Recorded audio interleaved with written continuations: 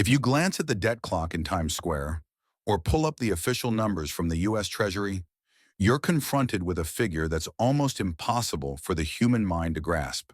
The total has already blown past $35 trillion dollars and is racing toward $38 trillion. Dollars. To make that number tangible, imagine stacking $38 trillion dollars in $1 bills on top of each other. That tower wouldn't just reach the moon, it would soar far beyond it. For decades, this figure was brushed aside by politicians and economists alike. We were told deficits weren't a real problem because the country supposedly owed the money to itself, or that rising debt was harmless as long as economic growth continued. The national debt was treated like a high score in a video game, intimidating on the screen, but meaningless in real life. But in 2024, that arithmetic broke down. We've entered a new phase of fiscal reality where the debt is no longer an abstract statistic. It has become a force that is actively feeding on the U.S. government's budget. For the first time ever, the federal government is now paying more in interest on its debt than it spends on national defense. Let that sink in. More money is going toward paying yesterday's bondholders than toward equipping today's military. Interest costs have also surpassed total spending on Medicaid. The interest bill by itself is nearing $1 trillion every single year. This is how a frightening dynamic known as a debt spiral begins. In an ordinary household, overwhelming debt forces painful choices. You stop dining out, you cancel streaming subscriptions, you cut back wherever you can, but a government doesn't function like a household. A huge share of U.S. spending is locked in by law, programs like Social Security and Medicare. These are commitments made to an aging population, and breaking them is politically unthinkable. Because of that, spending can't simply be slashed. Instead, to cover the interest on existing debt, the government issues even more debt. It's like opening a new credit card just to make the minimum payment on the old one. That new borrowing pushes total debt even higher, which raises next year's interest costs, which then demands still more borrowing. It's a self-reinforcing mathematical loop that accelerates toward exponential growth. The unsettling truth is that there's no conventional escape from this cycle. Historically, there are only three standard ways to reduce a sovereign debt burden of this size. And in today's United States, two of them are politically impossible. The first is austerity, meaning massive tax increases combined with severe spending cuts. To truly balance the budget and start shrinking the debt, the government would need to double income taxes or eliminate the U.S. military altogether. Neither scenario is remotely realistic. Any politician suggesting a 30% cut to Social Security benefits would instantly destroy their career. Any president advocating a 70% tax rate would be voted out by a landslide.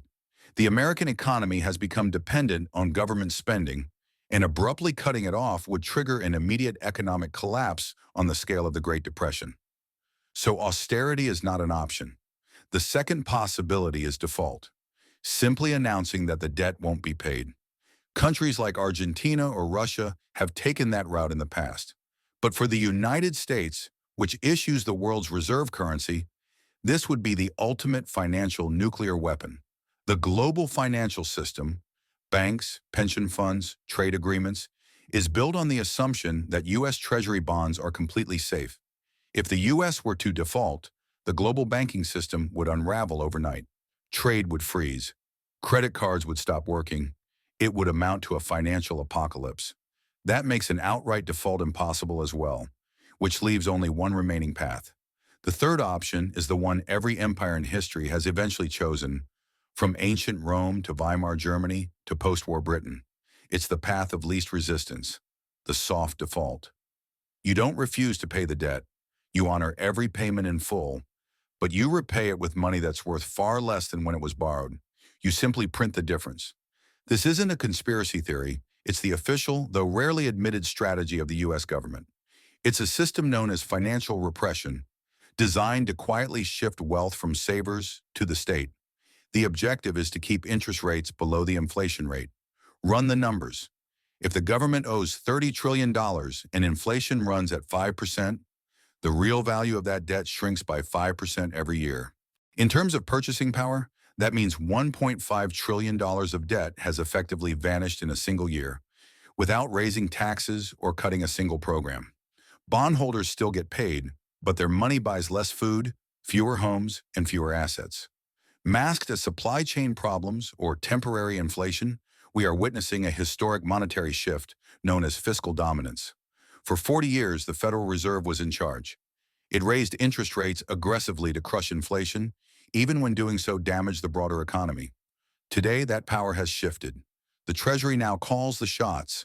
The debt has grown so massive that the Fed can no longer raise rates high enough to truly eliminate inflation, because doing so would bankrupt the U.S. government. If interest rates climb to 10%, as they did in the 1980s, the annual interest on $38 trillion of debt would reach $3.8 trillion. That single expense would exceed the nation's total tax revenue. The government would simply break. As a result, the Fed has no choice but to tolerate higher inflation. It is forced to keep interest rates lower than economic conditions justify. It is effectively pushed into supporting and enabling the Treasury's spending. Central bank independence is quietly fading away. We are entering an era where the money printer is permanently welded to government finances. This is the real crisis hiding beneath the surface. It won't arrive as a dramatic collapse.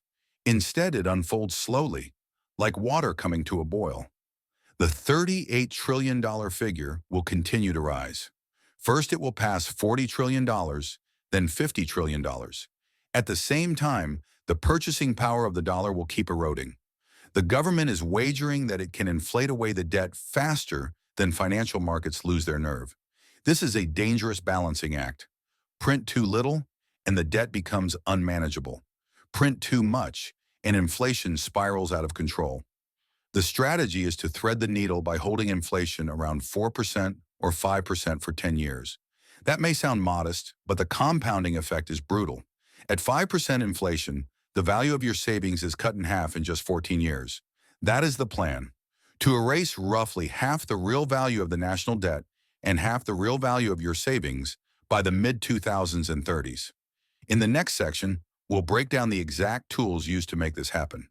We'll explain yield curve control, how the consumer price index is manipulated, and how banks are compelled to absorb government debt that no one else wants. We'll examine the mechanics of a massive wealth transfer from Main Street to Washington. To understand how $38 trillion is made to vanish, you don't need to predict the future. You just need to study the past. This is not new territory. The United States is replaying the same economic strategy it used after World War II. In 1945, America's debt-to-GDP ratio peaked at 119%. The government didn't eliminate that debt through higher taxes. It didn't default.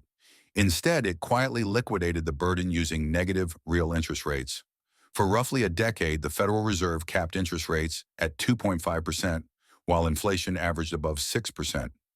Each year, bondholders lost about 3.5% of their purchasing power.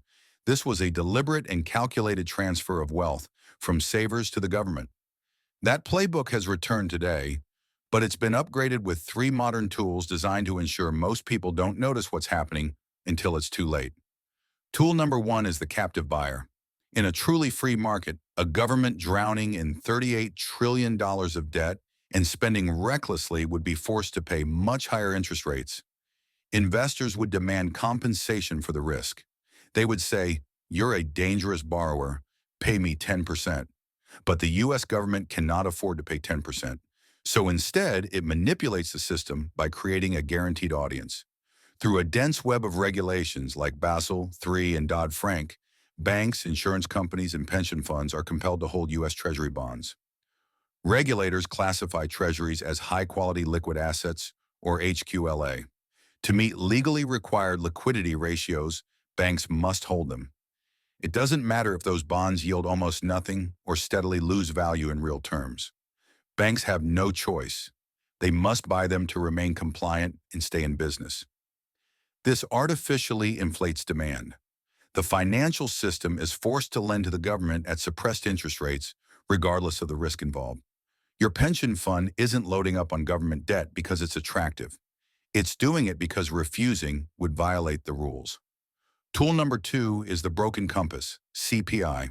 If you want to pay people less, but you've promised to adjust payments for inflation, the simplest solution is to redefine what inflation means. Social Security benefits and Treasury.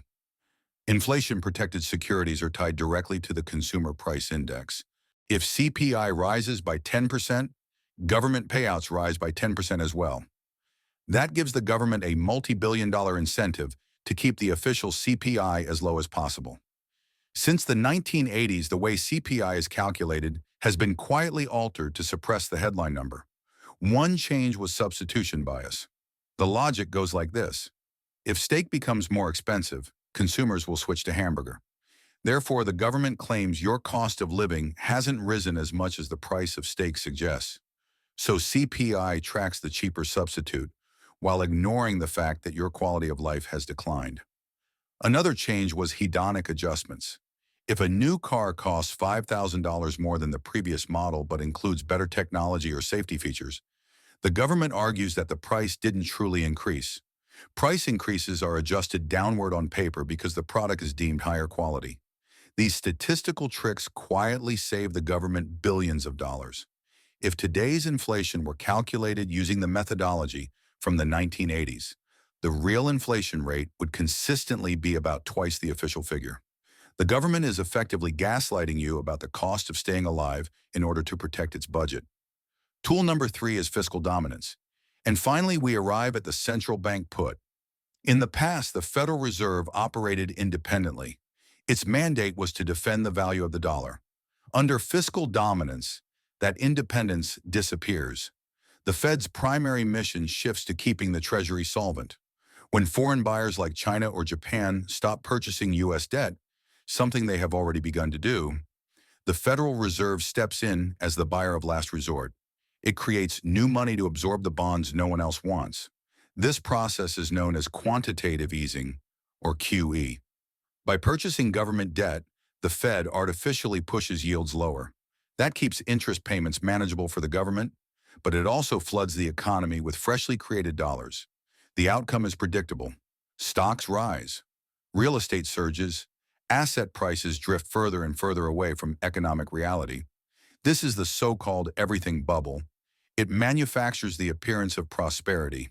Your 401k balance looks larger. Your home appears more valuable. But it's a monetary illusion. You may have more dollars on paper, yet those dollars buy far less than they did a decade ago. The government is effectively paying down its debt by shrinking your slice of the pie. Here's the conclusion. The U.S. government is not going to default. It is going to inflate. For the next decade, interest rates will be held below the true rate of inflation. This is the quiet deletion. If your savings account earns 4% while real inflation runs at 8%, you are the one servicing the national debt. You are the donor class. The only way to opt out of this system is to own assets that cannot be printed into existence. We've already covered how inflation and regulation are used to quietly siphon away your wealth. But sometimes subtlety isn't enough. When governments become desperate, they abandon quiet tactics. They simply rewrite the law and claim your wealth outright. In 1933, the United States government did exactly that. It outlawed private ownership of the one asset that allowed citizens to defend themselves against inflation. Franklin D. Roosevelt signed Executive Order 6102, forcing Americans to surrender their gold under the threat of up to 10 years in prison. In the next video, we'll tell the complete, uncensored story of the Great Gold Seizure. We'll expose the secret prosecutions, the legal loopholes the wealthy used to escape, and the terrifying precedent that allows a president today to seize your gold, Bitcoin, or even your 401k during a declared national emergency. You need to know whether what you think is safe truly is. Hit the like button to keep this message alive and subscribe so you don't miss the full history of the gold ban. I'll see you in the vault. We've established that the government is eliminating the debt by destroying the value of your money. But this burden is not shared evenly. In reality, it is the primary driver of the inequality ripping the United States apart. To understand why, we need to go back to an 18th century French economist named Richard Cantillon. He identified what we now call the Cantillon effect. He recognized that where new money enters the economy matters more than how much is created. When the Federal Reserve prints $1 trillion, it doesn't scatter it from helicopters over Iowa. It doesn't send equal checks to every household. Instead, that money flows directly into the financial system. The Fed buys bonds from institutions like Goldman Sachs, JP Morgan, and BlackRock. Those institutions receive the new money first. They receive it at effectively zero cost. They then use that free capital to acquire assets, stocks, real estate, and technology companies. By the time that money reaches ordinary workers through wages, prices have already increased. The wealthy get access to the money before inflation hits. Everyone else receives it after inflation has done its damage. That is why, since 2008, the economy has taken on a K-shaped form. The asset-owning class, the top 10%, has seen explosive wealth growth as the Fed inflates the value of stocks and homes. The wage-earning majority, the bottom 90%, has watched its purchasing power erode as paychecks fail to keep pace with rent and food prices. The national debt is being reduced by hollowing out the American middle class. This marks the end of the so-called risk-free era, and it forces a fundamental rethink of how saving works. For the past 40 years, the standard advice was simple. Work hard, save 10% of your income, put it in a bank, and buy government bonds. This was the classic 60-40 portfolio, built for a world where money held its value. In an era of fiscal dominance, following that advice is financial self-destruction. If you save in cash, you are guaranteed to lose. If you buy government bonds, you are guaranteed to lose purchasing power. We are moving into an era of forced speculation. Simply holding on to your wealth now requires taking risks. You're pushed into buying stocks, real estate, or crypto just to stay ahead of the steady erosion of the currency. The government has transformed the entire economy into a casino where gambling becomes a necessity for survival because the so-called safe choice, saving, is being systematically destroyed. And this leads us to the endgame: central bank digital currencies. The final weapon in the government's toolkit hasn't been fully deployed yet. It's being built quietly inside the Federal Reserve itself. That weapon is the central bank digital currency, or CBDC.